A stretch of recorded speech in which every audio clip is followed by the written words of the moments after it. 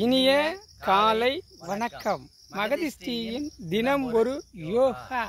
மகதிஷ்டியில் தினம் ஒரு யோகாவில் டெய்லி சிம்பிள் யோகா, அதாவது உங்களுக்கு புரிகிற போல் சிம்பிளாக உங்களுக்கு செஞ்சு காட்டுறது தான் இந்த யோகாசனத்தோட நம்மளோட மகதிஷ்டி தினம் ஒரு யோகாவோட வேலை. தினைக்கும் உங்களுக்கு ஒரு ஆசனங்கள் வந்து கொண்டே இருக்கும். இன்றைக்கி நம்ம செய்யக்கூடிய ஆசனத்தோட பேர் பார்த்திங்கன்னா மகாமுத்ரா அப்படின்னு பேர். மகாமுத்ரான்னு ஏற்கனவே இருக்குது. இது மகாமுத்ரா 2. அந்த மகாமுத்ராங்கிறது வேறு மாதிரியாக இருக்கும், இது வேறு மாதிரியாக இருக்கும். அதனால் நீங்கள் அதில் கன்ஃபியூஸ் ஆகக்கூடாது. 1, 2 மகாமுத்ரானா சாதாரணமாக உள்ளது. இது 2வது நிலை. இது வஜ்ராசனத்தில் ஒரு காலை மடக்கிக்கிட்டு ஒரு காலை நீட்டி நம்ம செய்யக்கூடியதான் இந்த மகாமுத்ராங்கிறது. இது யார் செய்யலாம் அப்படின்னு பார்த்தீங்கன்னா அனைவருமே செய்யலாம். ஆனால் இந்த ப்ரெஷர் உள்ளவங்களும் இந்த இருதயத்தில் கோளாறு இருக்குது பார்த்தீங்களா, இவங்க 2 பேருமே இதை செய்யக்கூடாது.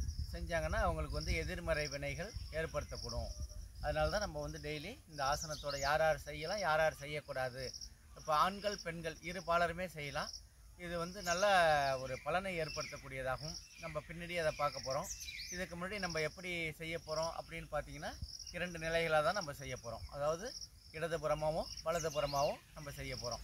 அதாவது இடது காலை மடக்கி வச்சுக்கிட்டு செய்கிறது ஒரு பக்கமும், வலது காலை மடக்கி வச்சுக்கிட்டு ஒரு காலை நீட்டி காலை தொடுறது. அது இரண்டு பாகமும் தனித்தனியாக இருக்கும்.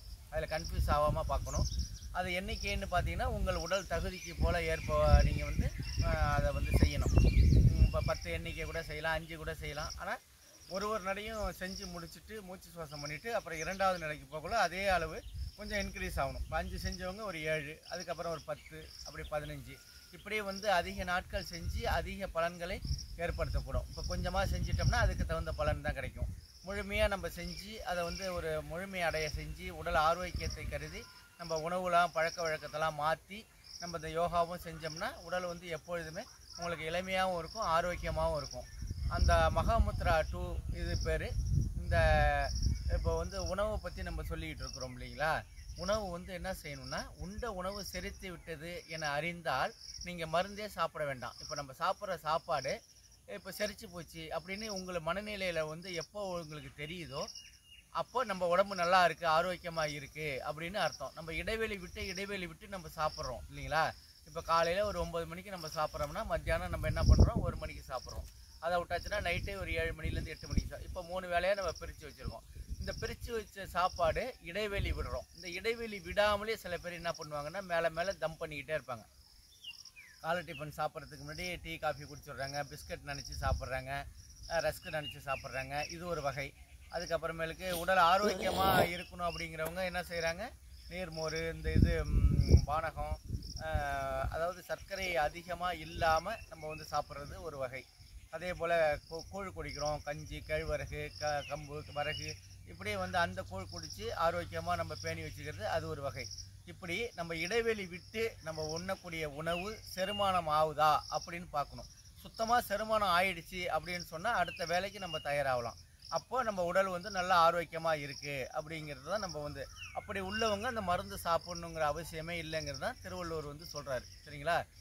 அதாவது உணவினும் உண்டது அறல் இனிது அப்படின்றது. பசி இல்லைன்னா புசித்தால் சீரணமாவது எப்படி ஆகும் அப்படின்னு கேட்குறாரு. அதாவது பசி இல்லாமல் நம்ம சாப்பிட்றோம். சில பேர் என்ன பண்ணுவாங்கன்னா உங்களை சாப்பிட சொல்லி வற்புறுத்துவாங்க. சில பேர் பிடிவாதமாக நீங்கள் சாப்பிட்டு தான் ஆவிடுவாங்க. இதெல்லாம் அவங்க பாசத்தோட வெளிப்பாடு. அதாவது நம்ம அந்தமாரி உள்ள சூழ்நிலையில் தவிர்க்க முடியாமல் நம்ம உடலை ஆரோக்கியத்தை கருதி நம்ம அது தவிர்க்கிறது தான் நல்லது. சும்மா சாம்பிளுக்கு உங்களுக்காக நான் ஒரு இட்லி சாப்பிட்றேன் அப்படின்னு நம்ம சொல்கிறது. ஏன்னா அவங்களோட மனசும் புண்படக்கூடாது. அதே சமயத்தில் நம்ம உடலையும் ஆரோக்கியமாக கருதி நம்ம அந்த உணவை தவிர்த்துடணும். இப்போ நான்வெஜ் இருக்கா இருந்தாலும் சரி, வெஜ்ஜாக இருந்தாலும் சரி, எதுவாக இருந்தாலும் சரி. இப்போ சப்பாத்தி சாப்பிட்றோம், பரோட்டா சாப்பிட்றோம். அப்போ அந்த சாப்பிடக்கூடியல அந்த சாப்பிட்ற சாப்பாடு செரிமானம் ஆகுமா அப்படின்னு உன்னோட மனசு நீங்கள் உங்களுக்கு சொல்லணும். இப்போ செரிமானம் ஆகும், பசி நல்ல பசியாக இருக்குது அப்படிங்கிறதுனால அதிகமாகவும் நீங்கள் சாப்பிடக்கூடாது. இந்த சாப்பிட்ற சாப்பாடு பசித்து சாப்பிட்ணும். அதே சமயத்தில் சாப்பிட்டதுக்கு அப்புறம் பார்த்தீங்கன்னா பசிக்கணும். சாப்பிட்டதுக்கு அப்புறமும் உடல் பசிக்கணும். நல்லா புரியுதுங்களா. சாப்பிட்ற சாப்பாடு பசித்து சாப்பிட்ணும். அந்த சாப்பிட்டு முடிச்சோன்னே நம்ம உடலில் கொஞ்சம் நம்ம அந்த பசியை உண்டு பண்ணி வச்சுக்கணும். ஐயோ இன்னும் 2 இட்லி சாப்பிட்டா தேவலாமே அப்படின்னு நினச்சிட்டு அதை நிப்பாட்டினோம்னா உடல் ஆரோக்கியமாக நம்ம கருதி நம்ம அந்த உடலை வச்சுக்கலாம். இப்போ உணவு உண்பதுனால உங்களுக்கு ஏதாச்சும் இன்பம் இருக்கா அப்படின்னா கிடையாது. இப்போ உணவு உண்டு, இப்போ அதாவது இந்த உண்ட உணவு இன்பமே. சரிங்களா? சில பேர் அவஸ்தைப்படுவாங்க, ரொம்ப கஷ்டப்படுவாங்க, நடந்துக்கிட்டே இருப்பாங்க. ஏன்னா செரிமானம் ஆகலை, அப்போது நெஞ்சு கரிச்சிக்கிட்டு இருக்கும், செரிமானம் ஆகாது. அப்போ அவங்களோட மனநிலை வந்து பார்த்திங்கன்னா ஸ்ட்ரெஸ் ஆகும். என்னடா நம்ம உடம்பை இப்படி வச்சுருக்கிறோமே அப்படின்னு. ஆனால் சாப்பிட்ட சாப்பாடு, உண்ட உணவு ருசியை விட நீங்கள் சாப்பிட்ட சாப்பாடு செரிமானம் ஆகி நீங்கள் வந்து அந்த உடலை வச்சுருந்தீங்கன்னா அதுதான் இன்பம்னு நம்ம வந்து வள்ளுவரைய பெருந்தகை வந்து நம்மளுக்கு வந்து உணர்த்துறாரு. இதை வந்து எப்பயே 2000 வருஷத்துக்கு முன்னாடியே உங்களுக்கு வந்து அது சொல்லிட்டு போயிருக்காரு. அதே போல் சாப்பிடும் முன்பு பசி இருந்து சாப்பிட வேணும். அதாவது பசி இல்லாமல் நம்ம சாப்பிட்டோம்னா அதில் வந்து எந்த விதமான அர்த்தமும் இல்லைங்கிறத அவர் வந்து சொல்கிற ஒரு விஷயமாகும். இதை வந்து அப்பயே சொல்லிட்டாங்க. அதாவது பிடிவாதம் பிடித்து சாப்பிடக்கூடாது, ஒருத்தவங்க வற்புறுத்தி நம்ம சாப்பிடக்கூடாது, ஒருத்தவங்க வந்து திணிக்கக்கூடாது நம்மளை, நீங்கள் சாப்பிட்டு தான் ஆகணும் அப்படின்னு. இது வந்து யார் கையில் இருக்குது அப்படின்னு பார்த்தா பெண்கள் கையில் தான் இருக்குது. கணவன்மார் வந்து வேலைக்கு போயிட்டு வராரா, டயர்டாக இருக்கார், உடனே காப்பி போட்டு கொடுக்கறது, உடனே 2 பிஸ்கட்டை வந்து வைக்கிறது, ஸ்நாக்ஸ் வந்து பஜ்ஜி போட்டு வைக்கிறது, இப்படி வந்து அவங்கள வந்து சந்தோஷப்படுத்துகிறாங்களாம் அப்படின்னு சொல்லிட்டு கணவரோட ஆரோக்கியத்தை கெடுக்கக்கூடியதை யாருன்னு பார்த்தீங்கன்னா வீட்டில் உள்ள மனைவிமார்கள் தான். இப்போ அவங்கள தவறாக சொல்கிறேன்னு நினைக்க வேண்டாம். உடல் ஆரோக்கியத்தை கருதி நீங்கள் என்ன செய்யணும், கணவன்மார்களுக்கு நல்ல ஒரு உணவு கொஞ்சமாக கொடுங்க. இப்போ சாயந்தரம் ஈவினிங் வராரு, டயர்டாகி வராரு அப்படிங்கக்குள்ள அவங்களுக்கு என்ன கொடுக்கணும் அப்படிங்கிறத நீங்கள் திங்க் பண்ணி வச்சுக்கணும். பழச்சாறு கொடுக்கலாம், ஒரு டம்ளர் நல்லா ஃப்ரெஷ்ஷாக ஐஸ்லாம் போடாமல் நீங்கள் வந்து ஃப்ரிட்ஜில் எந்த பொருளுமே வச்சுக்காதீங்க. ஃப்ரிட்ஜில் வச்ச பொருள் கெட்டு போன பொருள்னு அர்த்தம். இப்போ நம்ம எடுத்து தூக்கி எறிகிற பொருள் தான் ஃப்ரிட்ஜில் வைக்கிறோம் இல்லைங்களா? கெட்டு போகாமல் இருக்கணுங்கன்னு வைக்கிறோம். ஆனால் அது கெட்டு போன பொருள் தான், அதில் உள்ள எந்த விதமான பயன்பாடுமே இல்லை. நம்ம வந்து ஒரு நாள் குழம்பு பார்த்தீங்கன்னா டவுன்லலாம் பார்த்தீங்கன்னா குழம்பு 4 நாள் 5 நாள் வச்சுக்கிட்டு அதையே சாப்பிட்றாங்க. அப்படிங்கக்குள்ள அதோட எப்படி இருந்தாலும் உங்களுக்கு வந்து அது கெட்டு போகும். கெட்டு போகக்குள்ள நம்ம அதை சாப்பிடக்குள்ள நம்மளுக்கு வந்து அதை வந்து உடல் உபாதைகள் தான் ஏற்படும். உறுப்புகளை போய் அது என்ன செய்யும், இயங்க மறுக்கும். அப்போ வாந்தி வரும், வாமிட்டு வரும். அப்போ நம்ம அதிலேயே தெரிஞ்சுக்கலாம், ஆகா இது வந்து ஃபுட் பாய்சன் ஆகிடுச்சு அப்படின்னு. இப்போ கடையிலலாம் என்ன பண்ணுறாங்கன்னா மாவுலாம் மீந்ததுன்னா எடுத்து ஃப்ரிட்ஜில் வச்சுட்டு மறுநாள் வந்து அதை யூஸ் பண்ணுறாங்க பார்த்தீங்களா? அதை வந்து ரொம்ப தப்பு அது. அந்தமாரி நம்ம இருந்து காலையில் நீங்கள் போனீங்கன்னா, இப்போ பரோட்டா சாப்பிட்றவங்களாம் 12 மணிக்கே நீங்கள் போனீங்கன்னு வச்சிங்களேன், அந்த முத நாள் பரோட்டாவை சூடு பண்ணி அதை வந்து உங்களுக்கு தான் வைப்பாங்க. அப்படிங்கக்குள்ள நீங்கள் வந்து என்ன செய்கிறீங்கன்னா, இந்த அஜினமோட்டா இதெல்லாம் சால்னாவில் வந்து போட்டு உங்களுக்கு உடல் ஆரோக்கியத்தை கெடுக்கக்கூடிய விஷயமாக தான் இருக்கும். அதனால் நீங்கள் என்ன செய்யணும், நல்ல உணவாக, அதாவது இயற்கையான உணவு, பசுமையான உணவு நிறையா இருக்குது. காய்கறிகள், நல்லா வெஜிடபிள் உங்களுக்கு பிடிச்சி சாப்பிடுங்க. இப்போ பிள்ளைங்கள்லாம் என்ன பண்ணுறாங்கன்னா, எந்த விதமான காய்கறியுமே கீரை வகையாக இருந்தாலும் சரி, கூட்டு பொரியல் எதுவாக இருந்தாலும் தொடுறதே கிடையாது. அவங்களுக்கு தேவையானது பிடிச்சதை சாப்பிட்டுட்டு அதோட ஏஞ்சிடுறாங்க. அதனால தான் வந்து உங்களுக்கு இந்த நார்ச்சத்து இல்லாமலே உடலில் வந்து ஆரோக்கியம் கெட்டு இந்த கண் பார்வை குறைபாடு இதெல்லாம் வந்து நமக்கு ஏற்படுது. இப்போ வந்து அதிகமாக நம்ம சொல்கிறதுனால நம்மளோட ஆசனத்தோட நேரமும் உனக்கு கூடிக்கிட்டே போகுது. பேசணுன்னா அதிகமாக பேசிகிட்டே போகலாம். மீது நாளைக்கு வந்து நம்ம பார்ப்போம். இப்போ வந்து மகாமுத்ரா 2 நம்ம வந்து அந்த பயிற்சி, சிறிய பயிற்சிக்கு அப்புறம் உடனடியே ஆசனத்துக்கு நம்ம போக போகிறோம். நேற்று வந்து ஒரு சிறிய குறைபாடு ஏற்பட்டது.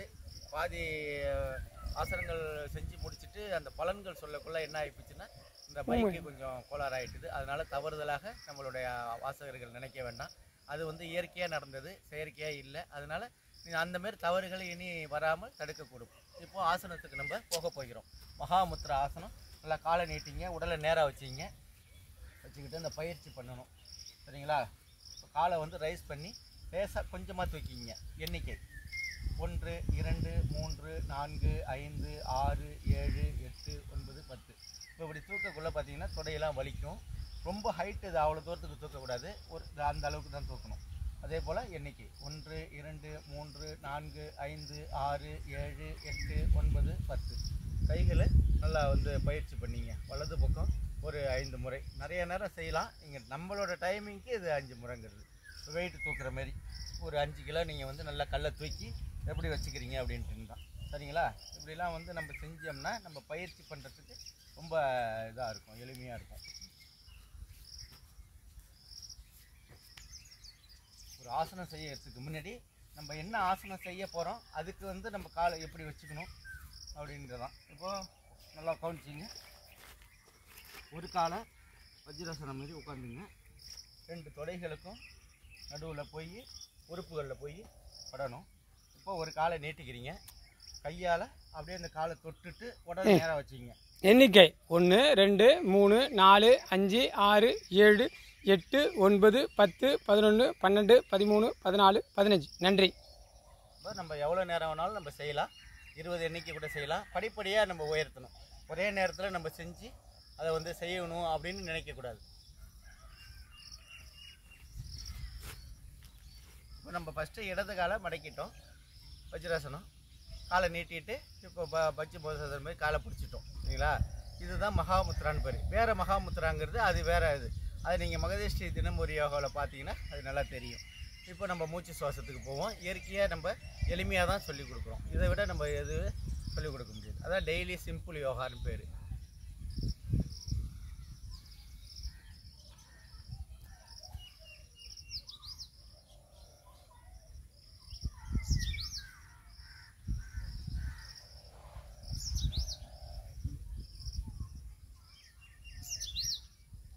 நம்ம அந்த உடல் உள் உறுப்புக்கு நம்ம செய்யறதுனால நமக்கு வந்து அதிகமான பலன்களை கொடுக்கக்கூடும். ஆனால் நமக்கு தெரியவே தெரியாது. நம்ம இந்த ஆசனம் செய்கிறோம், இது என்னென்ன சக்கரத்தை போய் இயக்குது அப்படின்னு பார்த்தீங்கன்னா ரொம்ப சக்தி வாய்ந்ததாக இருக்கும். நம்ம முழுமையாக அந்த பலன்களை நமக்கு வந்து பார்ப்போம். இப்போ வந்து மீண்டும் நம்ம 2வது நிலைக்கு போக போகிறோம். மாற்றி நம்ம உட்காந்துப்போம்.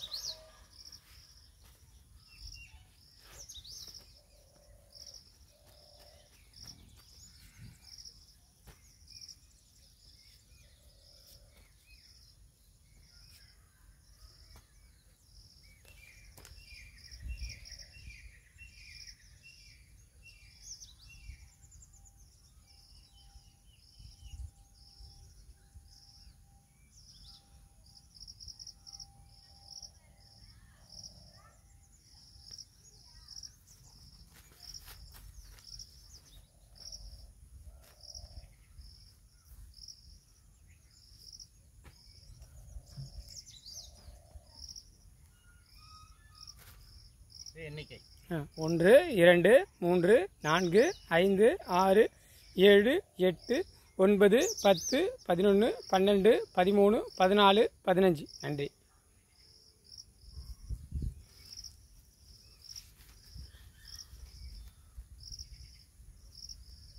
இப்போது நம்ம இந்த ஆசனம் பேர் மகாமுத்ரா 2ன்னு பேருங்க.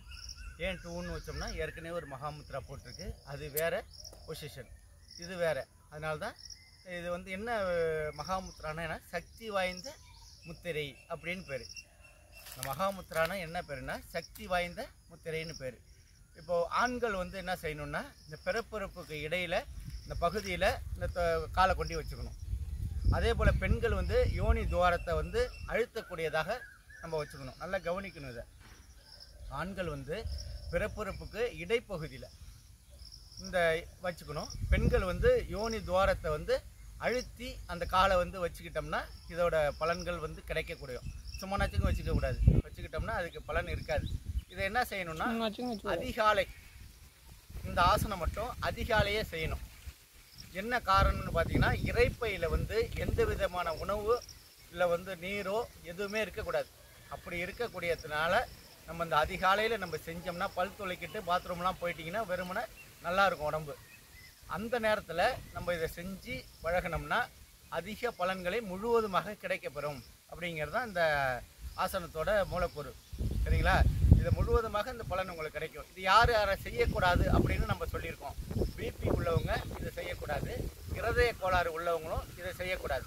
இப்படி செஞ்சீங்கன்னா எதிர்மறை வினைகள் உங்களுக்கு ஏற்படுத்தும். அதே போல் இந்த உடல் சூட்டு காரணமாக கொப்பளங்கள் ஏற்படும்.